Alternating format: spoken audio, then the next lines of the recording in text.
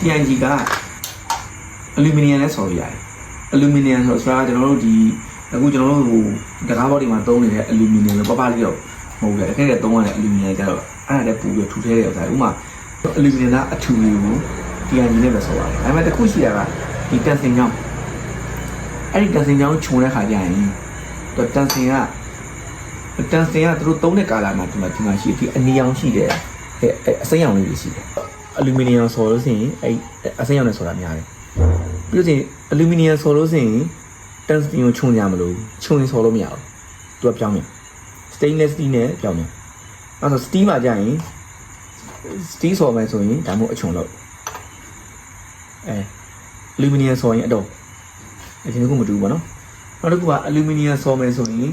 TNG တော့ဟုတ်တယ် TNG ဒီခောက်ပဲဒါမှမဟုတ်ခောက်ဒါမှမဟုတ်ခောက်ဆိုမှတော့ခောက်ကိုပြအောင်ဒီကောင်တွေမှာဒီခောက်အမျိုးသားနဲ့ပတ်သက်ပြီးတော့ဒီကောင်မှဒါ switch အတွက်ဒီပြက်ခလုပ်တယ်ဒီမှာကျတော့သူကလေးပိုက်ကတူတာ ring မိုက်ကတော့အဲ့လိုမျိုးနှစ်ခုကွဲပါတယ်သူကအလူမီနီယံပိုက်မှာဆိုရင်ဘာပါလာလဲဆိုတော့ cooling system လို့ခေါ်တယ်သူကရေပိုက်နဲ့ချောင်းမှာပါလေးဒါအဲ့ဒါဆိုစုပေါင်းနေတာပိုက်က9ချောင်းဖြစ်သွားမယ်ဒီမှာဆိုဆော်တဲ့ rainer တစ်ချောင်း gas ကတစ်ချောင်းဒီကောင် switch ဘက်တော့တစ်ချောင်းဟိုကရေအပူနဲ့အေးနဲ့ဒီကနေပြီးတော့ဟိုမှာသူကရေဘူးအလူမီနီယံဆက်ကရေစက်ကလေး cooling စက်ကလေးကဒီနဲ့ရှိတယ် cooling ဆက်ကနေပဲထွက်လာတဲ့ရေကဒီပိုက်ထဲကိုဒီခေါင်းထဲကိုဝင်လာပြီးတော့ဒီမှာဒီထဲမှာရှိကြီးကောင်းရှိတယ်အဲ့ကြီးကောင်းကိုအေးအောင်လုပ်တယ်ဒီကောင်တွေကအရင်ပူအရင်ကဒီခေါက်ကတော့မပူဒီကောင်တော့နည်းနည်းကောင်းတယ်ဒီကောင်ကောင်းတယ်ဥစားအဲ့ဒါမပူဟိုအလူမီနီယံဆိုရင်ဆော်လာနဲ့ဒီခေါက်ကပူလာဆိုရင်သူကအဲ့ကရေအေးစနစ်နဲ့ဒီခေါက်ကိုပြန်လှည့်ပတ်ပြီးတော့အေးပြီးတော့ circulation ဖြစ်အောင်လုပ်ပြီးအဲ့ဒါကြောင့်အလူမီနီယံစက်တွေမှာဆိုရင်ဒီခေါက်ကဒီကောင်နဲ့မတူဘူးဟုတ်ပြီကျွန်တော်တို့နေငကောကအဲ့ rain ဆိုတော့ကျွန်တော်ဒီခေါက်ဒီတော့မှမသိဘူးဒီသုံးရတဲ့ကျွန်တော်မြန်မာနိုင်ငံကလွယ်ကူဝယ်လို့ရတော့ပါရှိတယ်2 rain ပေါ့ကျွန်တော် TOE 2ပေါ့ကျွန်တော်ဒါမျိုးနဲ့သွားဆော်ရတယ်ဒီလိုမကောင်းဘူးဒါယူလူစိတ်ရစီတခါတွေပါဆော်တယ်ဟာပေါ့နော်ငုံလေးတွေဖိုင်ချာလေးအားနဲ့သွားဆော်မိတာဆော်မယ်စတီးပိုက်ကြီးကအပေးဆုံးက10လက်မနေပြီးတော့လက်မ30ကြီးရှိရပိုက်တွေနှစ်ပီပိုက်တွေပါတယ်တပီခွဲပါတယ်16လက်မပိုက်ပါတယ်အများဆုံးဟို12လက်မပေါ့ဒူးကအနည်းဆုံး4 million စပြီးတော့10 milli 12 milli လောက်ဒီရှိတယ်အဲ့ပိုက်လုံးနဲ့တူတာကျွန်တော်ဒီကပတည်းကရေပေးဝေမှလောက်တော့ပေါ့အဲ့ဒါကျတော့အဲ့ဒီလိုမျိုးခံဒီ TNG ဆိုတော့ကျွန်တော်သိတဲ့ TNG ကဒါပဲသိတာ哦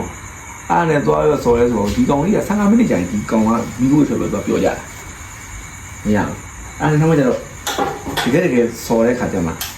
ဟိုကကျွန်တော်ဆရာပေါ့အဲ့ဒါ rain ဆရာတင်ထားတယ်တော့ညီနေတော့ပြောတယ်ဒါအဲ့နဲ့မရဘူးလေဒီဘုံလေးဆော်တယ်တူဘုံကိုဝဲတယ်အဲ့ဒါဆိုတော့ဒီကောင်ကိုဝဲတော့တဲ့ခါမှာအဲ့မှာဒီကောင်ကတော့တလီကိုဆော်လို့ပူလည်းမပူဘူးကျိုးကလည်းဘာမှမဖြစ်ဘူးဒီကောင်လည်းလက်ကင်နေရတာဘာမှမပူတော့အဲ့ကွာလည်းကတော့ဒါကောက်ကိုဟိုပြလာတာပေါ့တန်စင်မာလည်းဖြစ်တယ်ဟုတ်ပြီအဲ့ဒါဆိုတော့သိရင်DIG ကိုဘယ်လိုတတ်တူပြီးဆော်လို့ရတယ်ပေါ့ဟုတ်ပြီအဲ့ဒါဆိုတော့သိရင်ဒီ DIG ကိုဆော်လို့ရတဲ့တတ်တူရကျွန်တော်သိလက်ကတော့stainless steel ဆို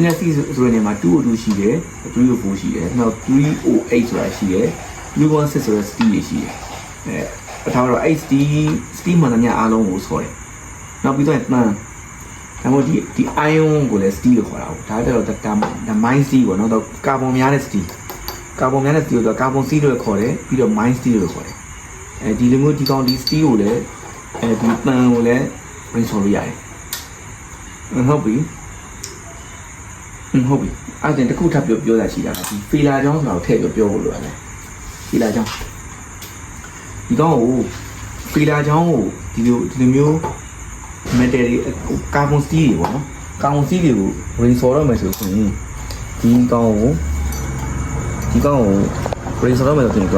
ဒီကောင်ဒါဒီကောင်ကျွန်တော်တို့စတီးဆော်ရင်တော့ဆိုင်နေမှာခေါ်တာပါ fader lock ဆိုတော့ခေါ်နေတယ်ဟုတ်ပြီအဲ့ဒါ fader lock မဟုတ်ဘူးနော်အဲ့ဒါ failure rock တော့ဒီ failure rock အဲ့ဒီအချောင်းနဲ့ဒီမှာရှိတဲ့ကွဲချောင်းမှာရှိတဲ့နေရာကိုဒီကောင်နဲ့ဖြည့်ဆော်ရတာချို့ကရှိတယ်ဒါမှမဟုတ်တိပြီးတော့မှ rain ဆော်တယ်အဲ့လိုတိမဆော်ပါဘူး ဒီကြားမှာသူကဒီအနည်းဆုံး3 mili လောက်ထားပြရတယ်အဲ့ကြားမှာဟိုးထဲအဲ့ဒါမှမဟုတ်တဲ့ square တော့ဖြစ်နေတော့ဘေးကိုတစ်ပဲဟပြရတော့နော်အဲ့ဒီ45 degree ဟို60 လောက်ဟပြီးတော့အဲ့ကြားတဲ့ထည့်ပြီးဆိုတာဒါအဲ့တော့ filler